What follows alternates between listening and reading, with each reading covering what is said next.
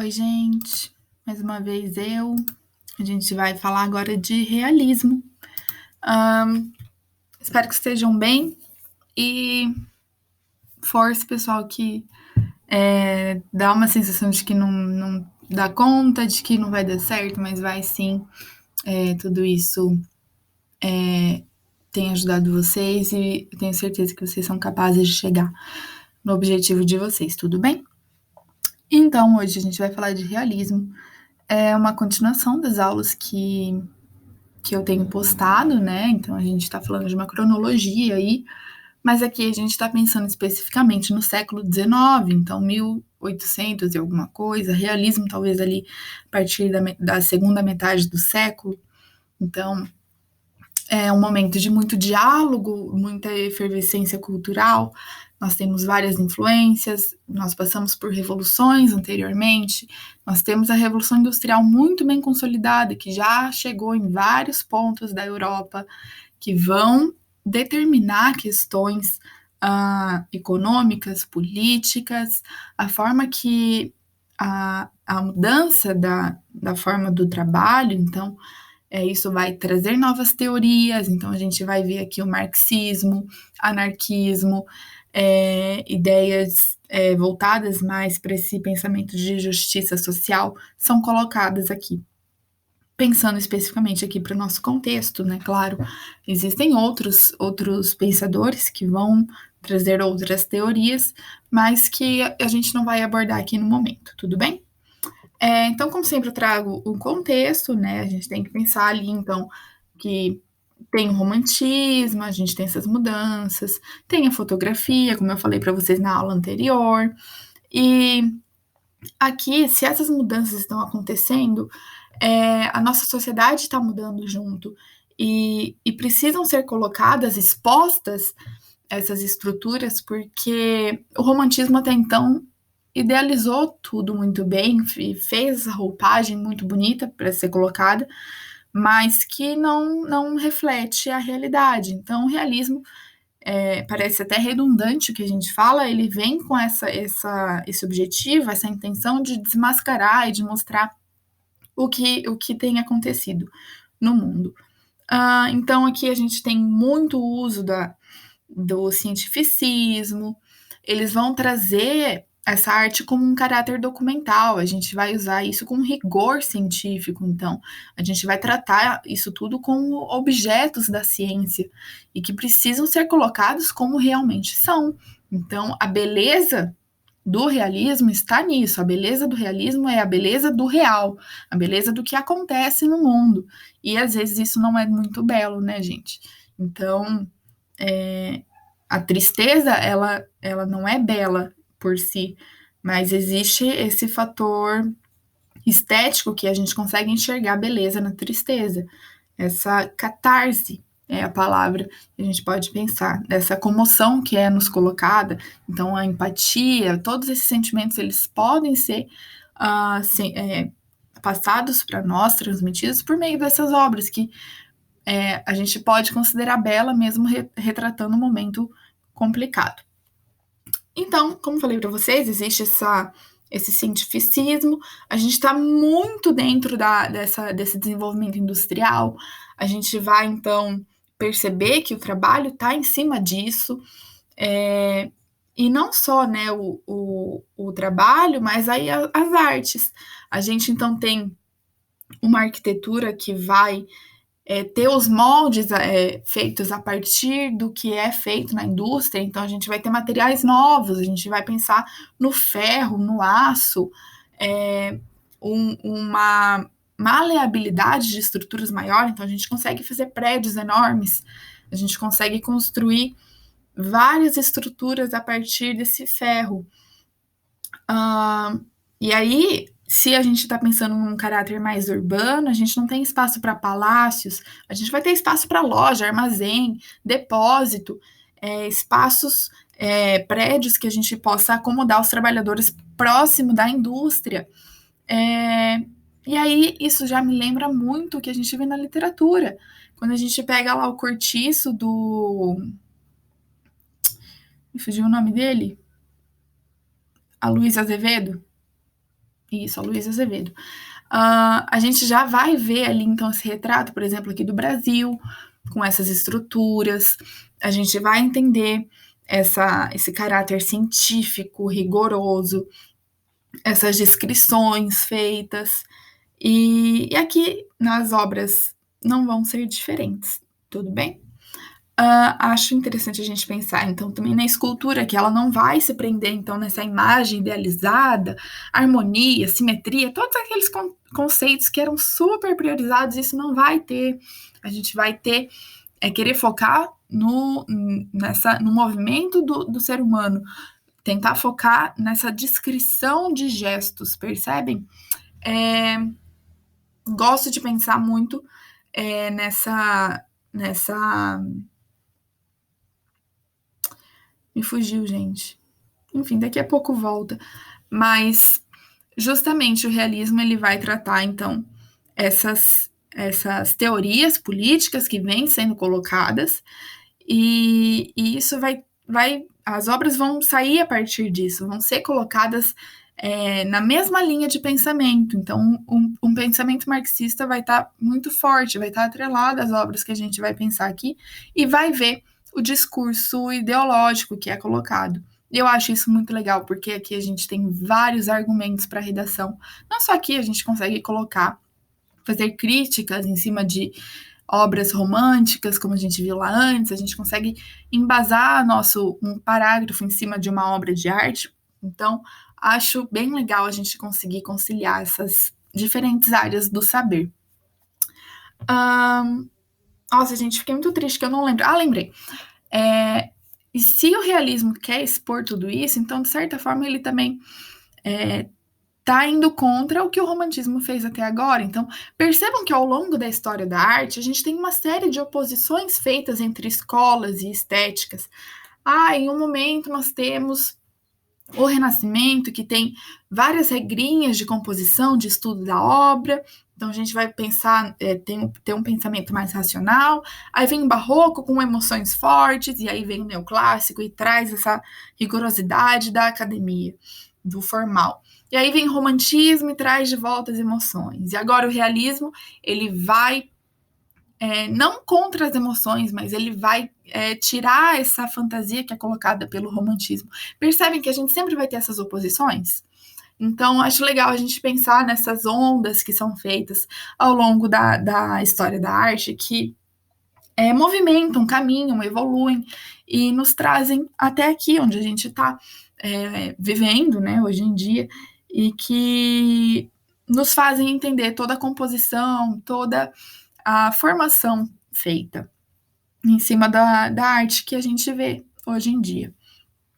Então, pessoal, vamos lá. Como sempre, trago as características aqui. Então, a oposição ao romantismo. A gente vai ter, então, essas críticas. A gente vai ter essa sociedade industrial muito forte, essa quebra das idealizações. Acho legal a gente pensar que quem vai estar aqui nas obras são os trabalhadores, são as pessoas comuns, gente comum, que trabalham, e aí vem a força laboral, vem a questão da crítica, e gosto de pensar também que as mulheres aqui, elas tiram aquela imagem frágil de passibilidade, e elas trazem essa posição de enfrentamento, porque elas estão no mesmo lugar que os homens, elas trabalham da mesma forma. Não vai longe, a gente tem que lembrar que na Revolução Industrial, as cargas horárias, né, o tempo de trabalho era exorbitante, a gente tinha aí até 18 horas de trabalho por dia, e aí não eram só os homens que trabalhavam, tinham as mulheres, tinham as crianças, porque, de certa forma, precisa comer, né, gente? Precisa ganhar o pão. E aí vem uma crítica ao romantismo, porque se o romantismo falava tanto de liberdade, gente, como que a gente vai pensar em liberdade se essa população não é realmente livre? Liberdade não é só uma questão de ir e vir, percebem? A gente é livre se a gente tem condição de comer, condição de habitar um espaço, de ter realmente as condições mínimas necessárias para se viver dignamente. Então, que liberdade é essa que o romantismo tanto fala quando a gente encara uma série de trabalhadores que não têm o mínimo de condição para viver, né, gente? Então, isso já vem esse contraste muito forte, tudo bem? Aí, então, a gente vai começar aqui. Se eu falei, então, do ferro e tudo mais, a gente vai pensar na Torre Eiffel. Ela é construída para uma exposição de tipo, ai, olha, nós produzimos o melhor ferro, nós sabemos formular melhor isso, nós temos esse conhecimento. Então, ela é feita para essa exposição e ficou, né, gente? É permanente, é o símbolo da capital francesa. E aqui eu trouxe essas fotos, e aí, mais uma vez, a gente tem a fotografia para fazer a documentação também. A arte agora, ela divide espaço, a fotografia faz parte da arte. Então, a pintura vai dividir espaço com a fotografia nesses retratos, nessas documentações.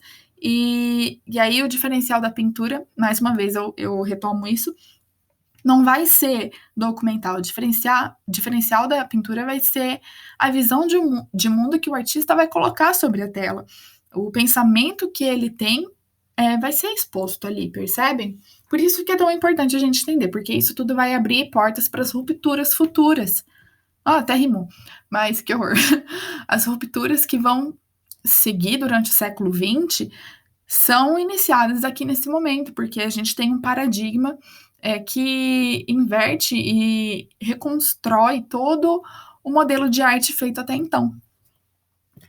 E aí, se a gente falou de arquitetura, a gente vai falar brevemente de escultura, e eu trago aqui o Rodin, que traz, então, várias obras, um escultor muito, muito bom, porque ele já não prima mais pela forma e pela beleza e todos aqueles conceitos que a gente já mencionou em outros momentos. Ele vai focar em um gesto, em uma ação, algo que é pertinente ao caráter humano e não a beleza, percebem? Então aqui ele coloca o pensador, e eu acho muito interessante porque na hora que ele tenta formular essa escultura, ele coloca a posição de contemplação, a posição mais, eu acho, mais comum que todo mundo faz ao se deparar com seus pensamentos. Então, essa mão no queixo, esse cotovelo apoiado, esse olhar mais voltado para baixo, ele consegue representar muito bem, porque se a gente olha, a gente sabe muito bem que está pensando. Ele pensa, ele é um ser humano pensante. Trago aqui mais uma do Rodin, justamente para a gente pensar, então, se ele fala tanto nessa ação humana, nos gestos, a gente não vai ter a preocupação pela beleza, então a gente não vai ter preocupação em finalizar a nossa obra. Se a gente quer falar sobre o movimento de andar, então ele coloca o homem que anda, ele vai se preocupar com o passo, a passada, então o pé que levemente já começa a se erguer, o outro pé firme mais à frente. Essa é a preocupação dele. Ele não vai se preocupar em colocar uma cabeça, em fazer braços, ele não se preocupa em terminar, porque o foco dele não é a composição estética, mas sim a ação. E trago aqui, se nós temos Rodin, nós temos Camille Claudel. Ela trabalhou com o Rodin, eles foram amantes, mas por muito tempo na história da arte ela foi esquecida, excluída, porque ela teve uma série de problemas relacionados à saúde mental e então não consideravam a arte dela. Vejam bem, né? Isso, nós estamos falando de final do século XIX, pessoal. Isso faz um pouco mais de 100 anos. Então, percebam quantas estruturas foram rompidas até aqui e quantas outras nós temos que romper ainda. E a arte vai sempre apoiar isso, sempre vai lutar em cima dessas questões e vai deixar como um histórico mesmo, para a gente se lembrar do que já aconteceu e do que pode acontecer. Então, acho muito legal isso. E trouxe, porque ela trabalhou com o Rodin e vem justamente, mais uma vez, esse pensamento. Nós temos essa despreocupação em terminar a obra por conta da beleza estética. O foco é a ação, o foco é o gesto colocado. E aqui a gente vê muito, eu gosto muito dessa obra, porque existe uma delicadeza ainda assim, muito forte colocada nessa escultura. Tudo bem, gente? E aí, partindo para a pintura, nós temos alguns nomes muito importantes. Eu até coloquei, acho que aqui, para vocês verem o que cada um tem, né, nas suas características. Então, A gente vai observar isso aqui. Comecei com Millet, então, francês. Millet, ele faz sempre essa relação do homem, do povo, que trabalha com a terra. Então, essa questão laboral mais voltada para as áreas rurais, eu acho isso muito interessante, porque aqui no Brasil isso é o motor do país, sabe, gente? A nossa economia está voltada a isso, né? A gente é uma economia agroexportadora, se a gente for pensar, e, e é também um pouco do nosso retrato. E aí ele coloca, então, esse espaço amplo. Millet, ele era muito conhecido pela luz que ele conseguia colocar no seu quadro, esse espaço muito claro, essas luzes que saem do céu, os raios de sol, são muito bem colocados por ele. E, e ele fica conhecido por essa luminosidade, por isso ele é chamado de luminista. Esse nome é bem comum dentro do campo das artes. E, e Millet é o precursor disso tudo.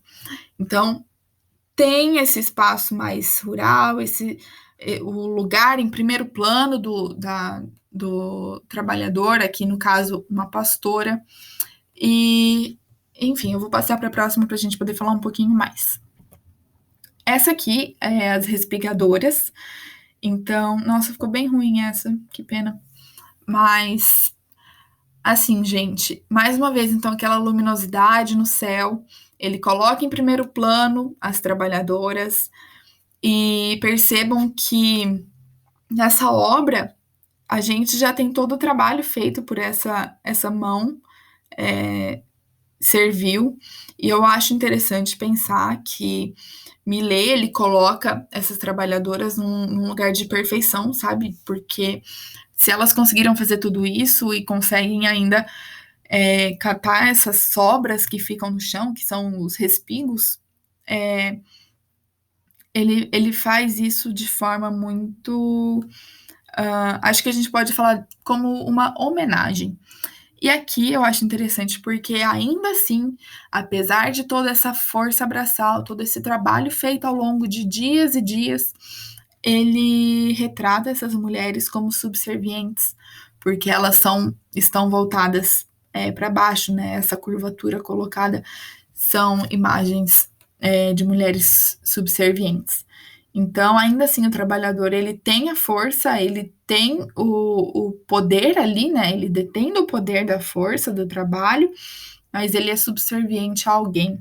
E isso é a partir daí que começam a se tecer essas críticas às injustiças sociais do período. Aqui eu trago mais essa do Millet, porque eu acho realmente muito forte a interpretação dela. E pensem, gente, Millet, ele é precursor e é uma fonte de inspiração para diversos artistas que a gente vai ver mais para frente. Então, Van Gogh, Salvador Dalí, vários vão dialogar com Millet, porque ele tem discursos e obras muito bem feitas. E aqui nessa não é diferente. Ângelus, ele coloca então esse casal de trabalhador que termina o seu trabalho ao final do dia, e assim no pôr do sol, nesse crepúsculo, a gente vê uma torre aqui ao final, que é provavelmente a torre da igreja que tocou o sino, e é a hora então de agradecer pelo dia. E o que eu acho mais curioso é porque esse casal, eles fizeram todo o trabalho e ainda assim eles agradecem a alguém, a algo, enfim. Aí a crença, muito provavelmente católica, por conta da igreja.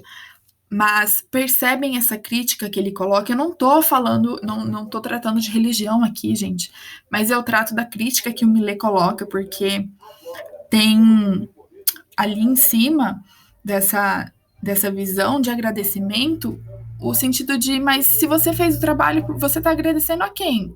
O trabalho é seu, percebe? Então, a ação de agradecer fica um tanto vazia em cima dessa análise feita pelo Millet. E aí ainda vem as constatações, porque aqui a gente tem um carrinho que tem todo o trabalho do dia, a coleta das batatas, tem um instrumento do trabalho que é empunhado por diversas vezes em revoltas, em revoluções, porque é a força que o trabalhador tem.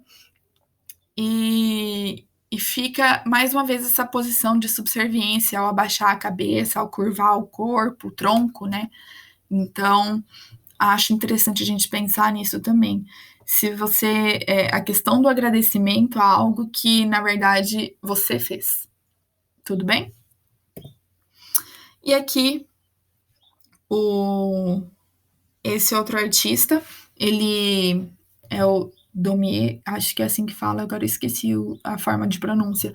Mas, enfim, ele faz várias gravuras e cartoons, então ele também retratava o que acontecia na sociedade, fora, acho que até numa forma de ganhar dinheiro para se sustentar. E aqui ele traz esse vagão de terceira classe que eu acho muito forte na hora da gente pensar nos significados que traz. Então, nós temos vagões de primeira classe, de segunda classe e da terceira classe, que é colocada aqui em primeiro plano para vocês. Percebam que atrás, então, a gente tem uma classe maior, porque nós temos homens de cartola, mulheres com seus cabelos arrumados, nós temos lenços e acho que isso me dá a sensação de um chapéu, aqueles chapéus mais femininos, né, da época. E aqui, então, esse retrato da terceira classe que somente tem os seus filhos, as suas crianças, a sua prole. E aí que vem o termo proletariado, porque os proletários têm a quem? Tem os seus filhos, tem a sua prole, que é mais força de trabalho para que possa ajudar e possa trazer essa renda para casa, para que eles consigam viver melhor. Acho fantástico essa ideia dessa separação que é colocada simplesmente por um banco que separa tanto as classes. E se fosse somente isso, né, gente, estaria muito bom, porque existe um abismo enorme aí entre essas classes por conta do dinheiro, do espaço ocupado e, enfim. E aqui eu trago o meu favorito, eu sou apaixonada por Courbet. Ele traz obras incríveis, gente. Eu sou muito suspeita de falar. E trago, então, mais uma vez, a força do trabalho, e é uma força feminina. Percebam como o lugar ocupado pela mulher, ele já mudou, porque as mulheres também fazem parte dessa força motriz. Então, aqui ele traz esse retrato, mulheres peneirando trigo. Então, aqui uma que conta, outra que peneira. Eu tenho a sensação de ser uma criança, isso. Então, aí vem mais uma situação dessa dinamicidade do trabalho que é imposta, né, pela Revolução Industrial. Gosto de pensar nesses braços mais grossos e largos que é colocado na mulher, porque a força dela vem dali. Então, aquela imagem de mulher frágil já é desmontada a partir daqui. E gosto muito dessa visão que ele coloca, que o Gustavo coloca, porque ele coloca ao mesmo tempo um trabalho e um descanso, percebem? Ela tá cansada, ela tá apoiada nesses sacos, mas ela ainda assim precisa continuar o seu trabalho. E aí, é claro, gente, ninguém faz isso, ninguém retrata isso com alegria, porque não é alegre pensar nessa condição de trabalho. Então, isso já traz muito das críticas colocadas por Courbet. Tudo bem? Aqui essa eu acho que é uma das mais incríveis de análise para a gente fazer em cima, e é uma das melhores até para, quem sabe, colocar numa redação e a gente trazer uma discussão, quem sabe, entre uma roda de amigos. Eu adoro fazer isso, faço isso direto, gente. Imaginem só eu surtada por arte, então, para mim é uma diversão. Mas pensando então nos quebradores de pedra, eu gosto de pensar que essa obra, ela foi destruída, então a qualidade dela não é das melhores, infelizmente. Mas eu gosto de pensar nesse ciclo que se inicia por um garoto jovem e que já está inserido nesse trabalho tão pesado, e no ciclo que se encerra nesse homem mais velho. E velho não é velho, né, gente? Não chega a ser idoso no nosso parâmetro, porque a expectativa de vida na época não era tão alta assim. Então, enquanto esse menino ascende na vida, ele tá se posicionando aqui, percebam o pé. Ele começa a subir nessa escala de trabalho, enquanto o outro homem, ele já vai finalizando o seu ciclo. E gosto de pensar circularidade que é colocada da vida, sabe? E além disso, né, pensar que essas roupas são roupas já sujas, são roupas do trabalho, porque o acesso à roupa não era tão simples, o tecido ainda era muito caro na época, então não tinha loja de departamento, né? Então, você tem uma roupa para trabalho, uma roupa para missa e uma roupa enfim, para um casamento, quem sabe, enfim, não sei. Então, o uso da roupa é muito demarcado, essa classe social que trabalha, que depende do trabalho manual, que depende da força. E aí vem os materiais colocados também, né? São quebradores de pedra, imaginem, a gente vê mais uma vez o ciclo com pedras inteiras aqui e pedras que já estão quebradas aqui, então começo e fim, sempre essa disposição.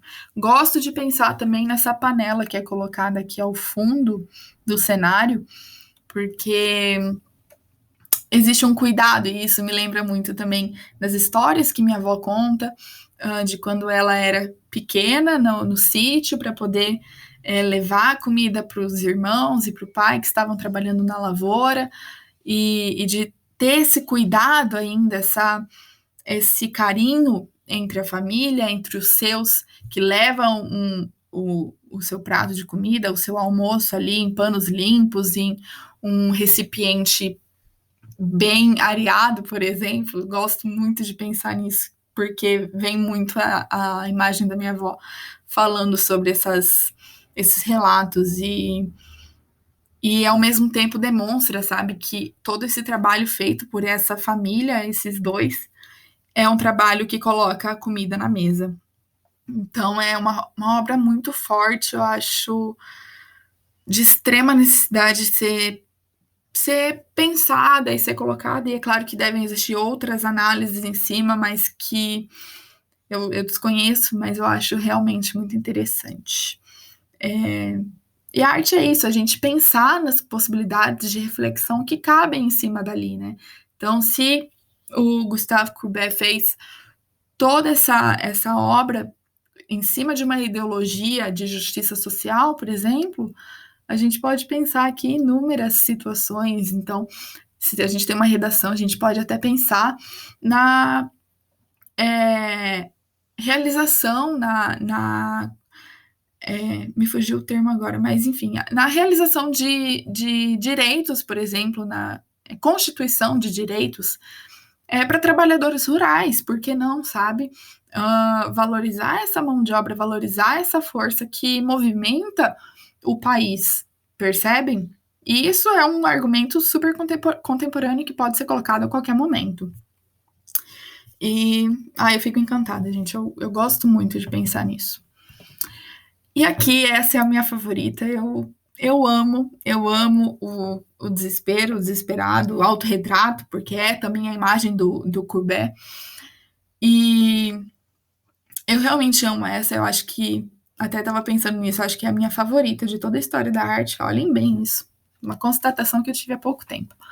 Mas essa obra, ela demonstra muito esse desespero, essa inconformação que a gente vive ao se deparar com essa realidade colocada de horas de trabalho extenuantes, de desigualdades sociais, da injustiça que acontece o tempo todo e inclusive do quanto são fechados os olhos para todas essas condições. Então eu gosto muito de pensar nessa obra que o Courbet fez, porque ele se coloca ali e ele se mostra nessa indignação, e ao mesmo tempo você consegue dialogar diretamente com ele, porque parece que ele te olha e você olha de volta para ele, e essa inconformação ela é recíproca, percebem?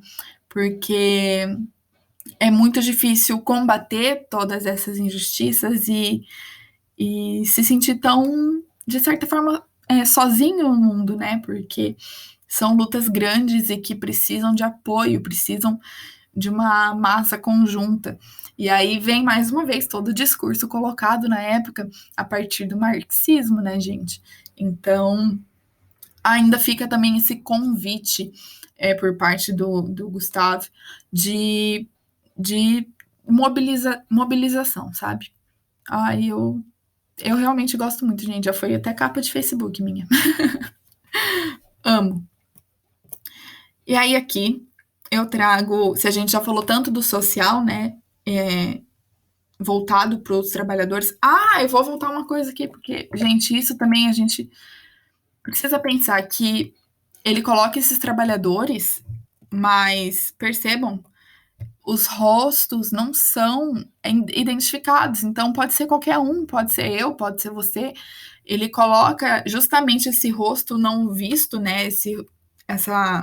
Esse menino de costas, o homem com chapéu cobrindo o rosto, justamente porque ele universaliza toda a condição do trabalho e a condição do trabalhador.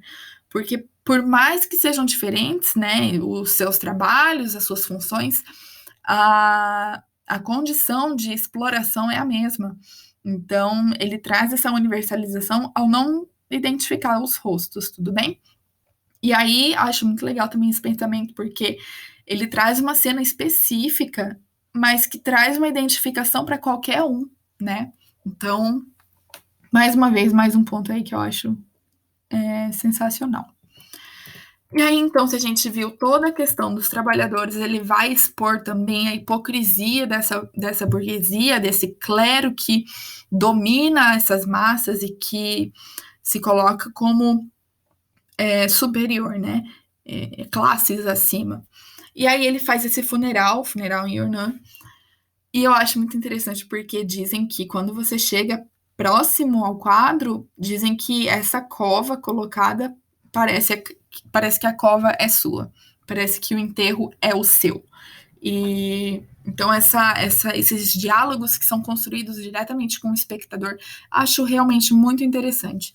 E aqui a gente consegue fazer uma série de interpretações também, começando por esse cachorro que eu já falei em outros momentos que representa a fidelidade, mas aqui ele também traz esse ar de somos todos animais e reduz a condição humana a isso.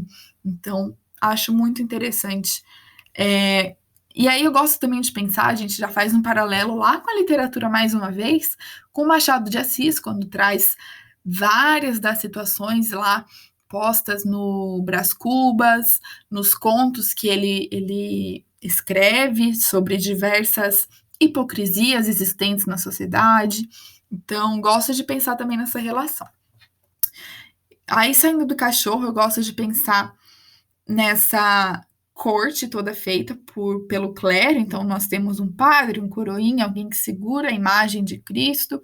E aqui, Courbet, ele coloca essa imagem muito como ultrapassado. A igreja está ultrapassada, ela nada mais é do que só um símbolo de madeira que é carregado por aí como um totem e só segue convenções e nada faz pela sociedade. Gosto de pensar também que existe uma série de pessoas da burguesia, dos nobres, que acompanham esse funeral e saibam que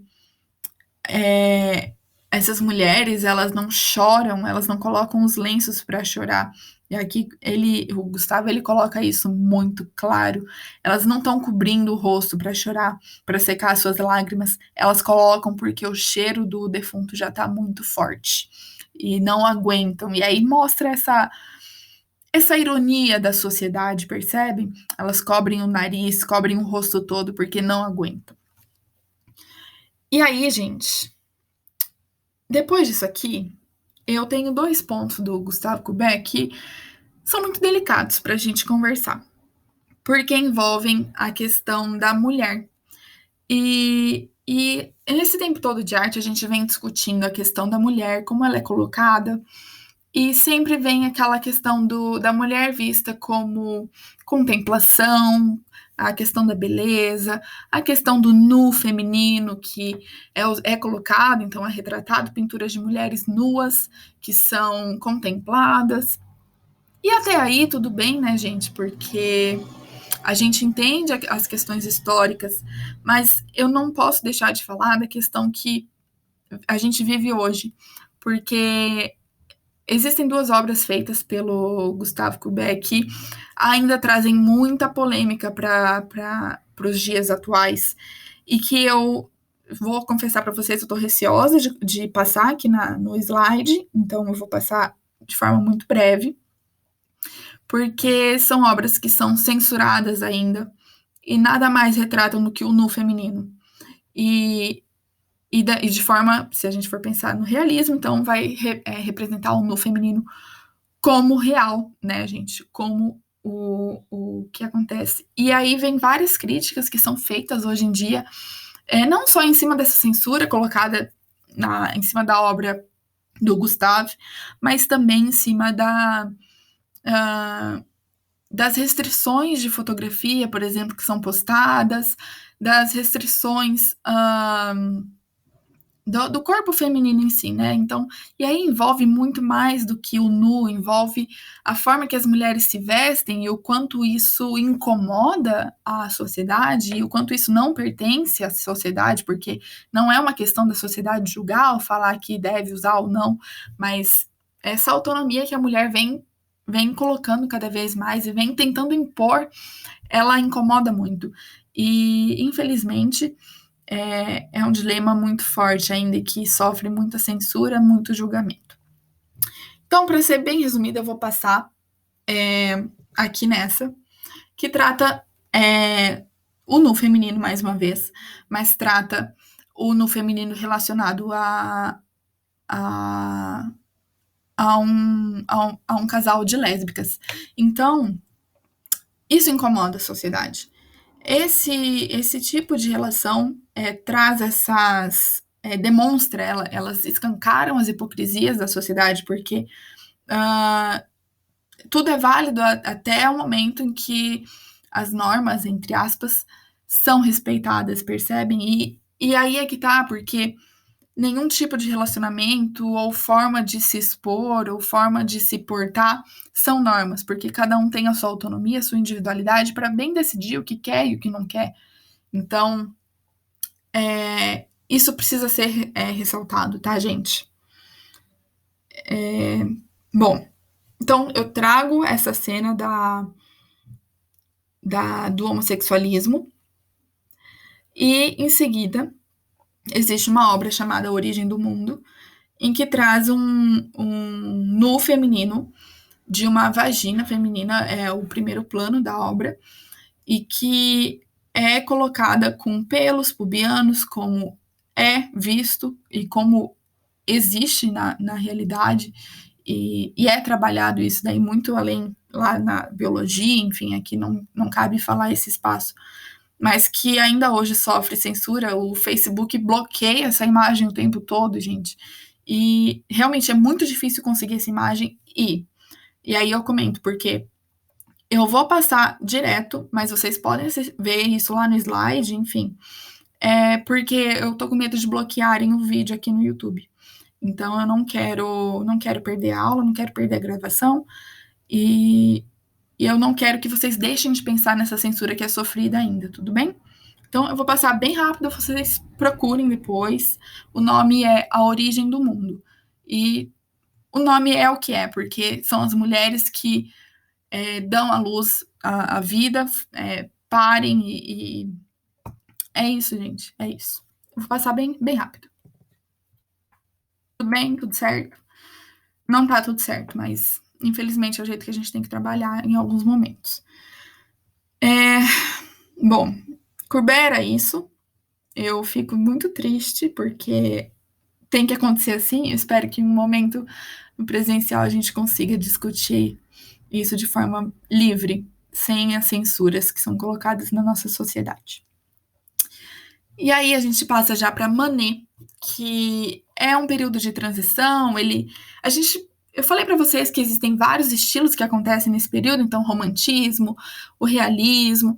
Os artistas eles vão circular por esses meios e vão ter essas influências. Então, um artista romântico se identifica mais com o realismo e parte para o realismo e vice-versa. Isso vai acontecendo com as várias escolas.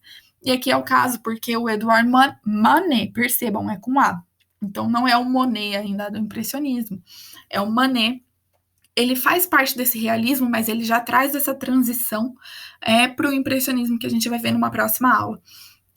O Manet, ele traz Então, esse piquenique na relva, só que eu gosto de pensar que ele faz isso de forma muito real, porque eu não vou meter os outros detalhes aqui, que não a mulher que é colocada no corpo real, então ela tem a sua flacidez, ela não é idealizada com um corpo de academia, vamos falar assim.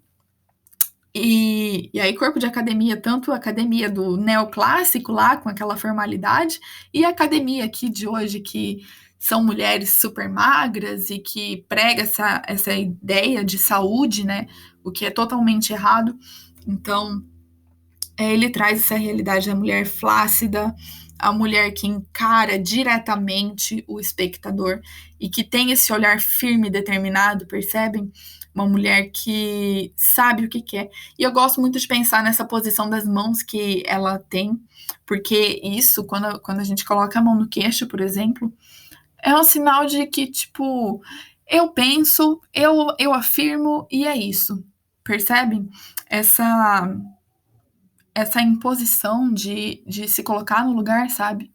Então, gosto muito de pensar nessa mudança da mulher feita aqui, apesar da censura que ainda é existente. E aqui na próxima, eu acho que é a última, eu coloco essa outra obra do Manet, que é a Olímpia, e lembra muito algumas obras de nu feminino que a gente já viu anteriormente, uma muito semelhante do Dominique Ingres, que é colocada também um nu, mas de uma mulher muito passível, muito dada a essa ingenuidade, e aqui não é assim. Eu acabei de falar para vocês desse olhar da mulher que fixa e que encara o espectador. E essa mulher, ela tem poder, porque ela é uma prostituta, e o Manet tem a coragem de retratar uma prostituta aqui. E acho muito interessante, porque percebam que a obra dele é dada um pouco ao desenho, então tem alguns contornos meio grossos, mas ele faz essa mulher que encara e que, de certa forma, trabalha para conseguir o seu lugar no mundo e ter o seu espaço. E, e essa é uma visão que existia muito forte de que a mulher só poderia trabalhar dessa forma, se ela quisesse conquistar algum espaço no mundo. E é o que é colocado aqui. Então, eu acho muito interessante esse pensamento. Gosto de pensar no poder dessa mulher, não só pelo olhar que ela tem, mas porque ela tem uma mulher que trabalha para ela. Ela traz essa questão da superstição com o gato preto, que era muito forte na época também. E eu gosto de pensar principalmente nesse sapato, nesse tamanco que está em cima da cama, nesses lençóis brancos. Gente, eu já falei para vocês algumas vezes sobre significados. E geralmente, quando a sola do pé tá limpa, tá branca, né? É sinal de pureza, tudo mais. E essa mulher aqui, ela vai com um tamanco em cima da cama. Um tempo atrás, eu acho que se eu subisse com um sapato em cima da cama, minha mãe surtava, gente, porque tá limpo, não pode sujar, onde já se viu. Aí é o espaço que você dorme. E essa mulher, ela tem essa coragem, sabe? Ela faz esse enfrentamento. Então, uma mulher que é capaz de subir com um sapato em cima da cama, eu não duvido nada dela. Acho muito legal esse pensamento, assim. Mas é isso, gente. Eu acho que. Espero que vocês tenham gostado da aula. E espero que a gente possa discutir vários temas brevemente, sem qualquer censura, cheios de liberdade e cheios de vontade também, porque a arte é muito reflexiva e é muito gostosa. Tudo bem, pessoal? Até a próxima. Fiquem bem.